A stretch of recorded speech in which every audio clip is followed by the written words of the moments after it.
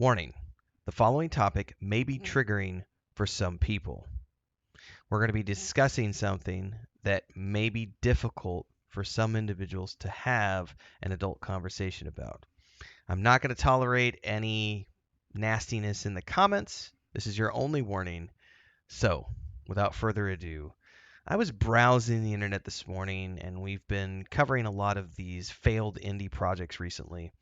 And the Project Gorgon one is up there along with Pantheon's failure and all these companies being out of money.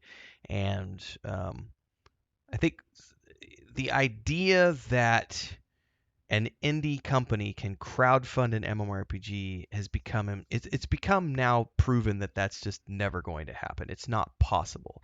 They lack the funding. They're never going to be able to get something out there that's of a industry standard in terms of playable game.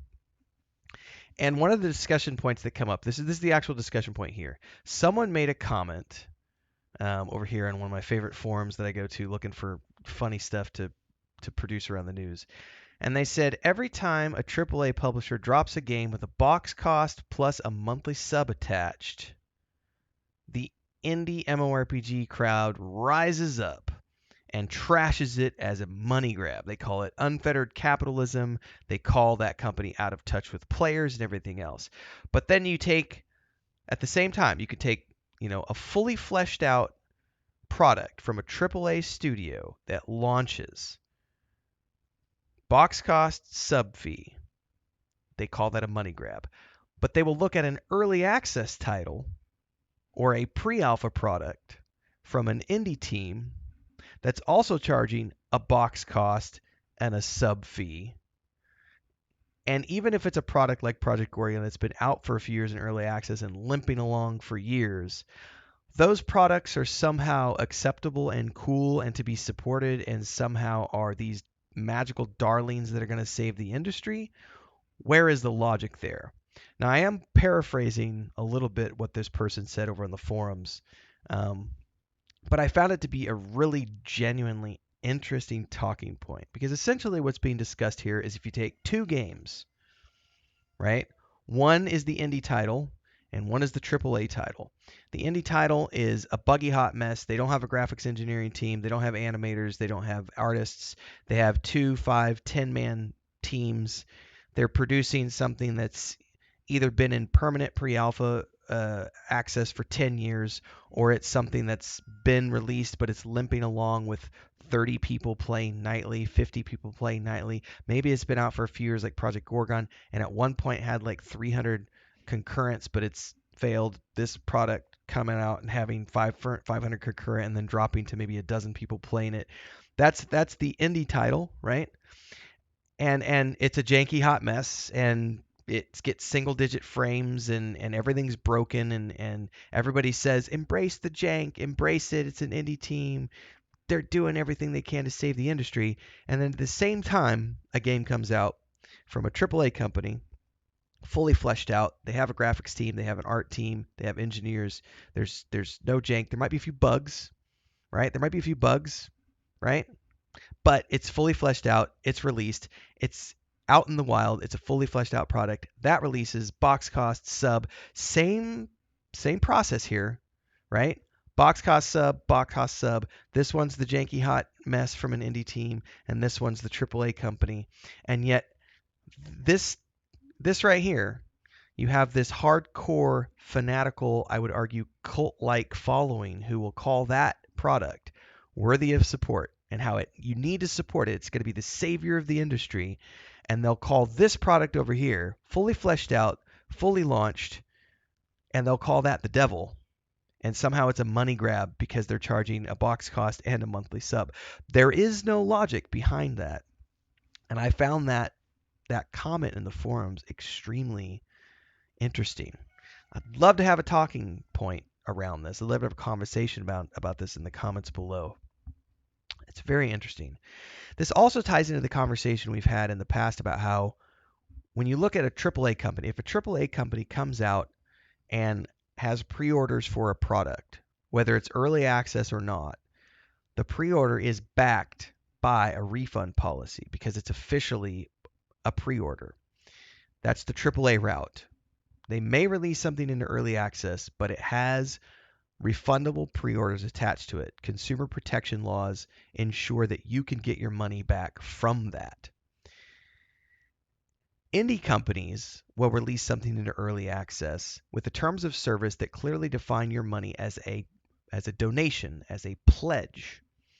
They pledge that they are going to hopefully, eventually, probably turn that early access into something that resembles an actual viable product. But there are no consumer protection laws protecting you and your money. You're giving that company a donation and you're hoping that they produce something. Quick commercial break, everyone, to celebrate and give thanks to all of these amazing people who keep me on the air full time. Really appreciate the support. All you got to do is join as a member. You get access to private videos. You can also do super thanks on any upload or super chats and stickers on any live stream or premiere you see. And beyond that, don't forget we're multi-streaming over on Twitch now, so you can support over there as well. Thanks so much to everybody. Let's get back to the video at hand. This is where this is where the logic comes into play. I fail to see how you can call the AAA company out of touch with players and a money grab and etc. when they have a fully refundable pre-order in place. But the indie team, who's also taking your money for an early access product, has a terms of service that does not allow you to get your money back if they don't ever deliver a product. You're giving them a donation. So which one's the money grab? Where's the logic in this?